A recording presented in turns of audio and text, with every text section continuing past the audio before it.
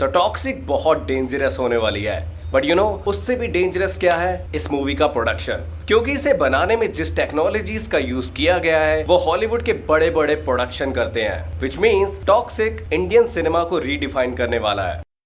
आपने मैंडेलोरियन की making videos देखी होगी, जिसमें बड़ी बड़ी जायंट्स एलईडी वॉल्स के आगे एक्टर्स खड़ा होकर अपने एक्ट्स कर रहा है, पर उसके पीछे जो लोकेशन है वो बिल्कुल भी असली नहीं है, बल्कि वो डिजिटली बनाया गया इन्वायरमेंट है जो कि रियल टाइम पर रेंडर हो रहा है। जैसे जैसे कैमरा मूव करेगा तो बैकग्राउंड का पर्सपेक्टिव भी चेंज होता चलेगा। अगर एक्टर के पीछे सनसेट है तो उसकी नेचुरल लाइट एक्टर्स के फेस पे पड़ेगी। अगर बैकग्राउंड में नियॉन लाइट्स है तो उसका भी ग्लो इन्वायरमेंट पे बिल्कुल नेचुरल सा अपीयर होगा। और ये virtual production traditional green screen से बहुत अलग है। जब एक्टर एक्ट करता है तो उसको लगता है कि ग्रीन स्क्रीन है पीछे, तो कई बार एक्टर्स को उतना अच्छा आइडिया नहीं होता, बट इस टाइम पे उसे पता है कि सामने क्या है, पीछे क्या है, आगे क्या है, उस हिसाब से उसे एक्ट करना पड़ता है। वर्चुअल प्रोडक्शन एक्टर्स को एक रेफरेंस देता है कि भाई तुम जो कर रहे हो यही स्क्रीन पे जाने वाला है। एंड मैंडेलोरियन ने इस चीज का इस्तेमाल बहुत बड़े लेवल पे किया था। एंड इसी सीन में आप टॉक्सिक को इमेजिन करो।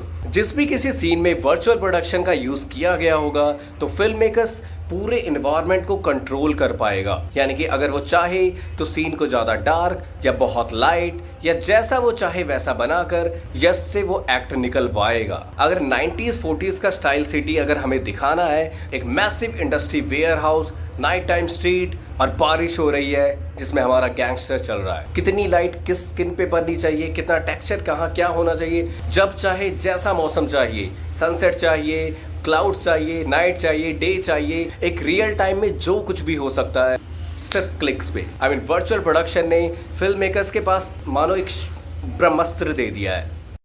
वैसे 2024 में इस बात की रिपोर्ट्स आ गई थी कि टॉक्सिक को बनाने के लिए स्टंट वाइज अप्रोच का यूज किया जाएगा, एक्शन सीन्स का डिजिटल ब्लूप्रिंट। नॉर्मली एक एक्शन सीक्वेंस इमेजिन करो, यश एक बिल्डिंग पे जंप कर रहा है, नीचे कार्स है एंड दूसरी साइड से विलेंस अटैक कर रहे हैं। कैमरा एक पर्टिकुलर डायरेक्शन में मूव करेगा, एक्सप्लोजन को एग्जैक्ट मोमेंट पर होना है और फिर यश को स्पेसिफिकली उसी पोजीशन पर लैंड करना है। अगर डायरेक्टर ये सब डायरेक्टली शूट करने जाए तो एक साथ कितनी सारी चीजों को मैनेज करना पड़ेगा। लेकिन स्टंट वाइज अप्रोच में एक्शन सीक्वेंस को शूटिंग से पहले ही डिजिटली प्लान करके विजुअलाइज कर लिया जाता है एंड इसके एडवांटेजेस बहुत सारे हैं। अगर स्टंट से पहले ही विजुअलाइज कर लिया जाए तो स्टंट टीम बेटर अंडरस्टैंडिंग से सारे सीक्वेंस को फिजिकली एग्जीक्यूट करेगी। यानी कि स्टंट वाइज का पर्पस सिर्फ सीजीआई बनाना नहीं है, ये basically director, cinematographer, stunt team और वीएफएक्स टीम इन सब के लिए एक वरदान है।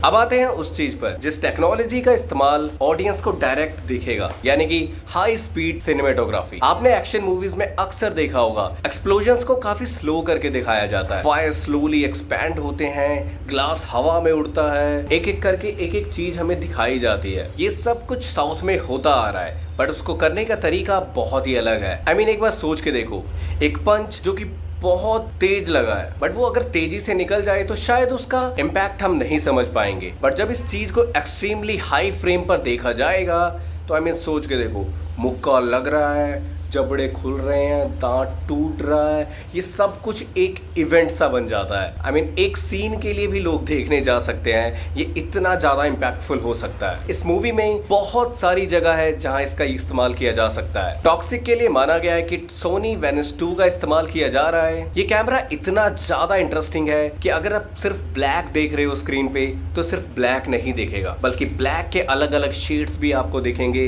लेदर जैकेट पहनी है तो लेदर जैकेट के अलग अलग टेक्सचर आपको देखने को मिलेंगे, यश के फेस का टेक्सचर तक हमको देखने को मिलेगा।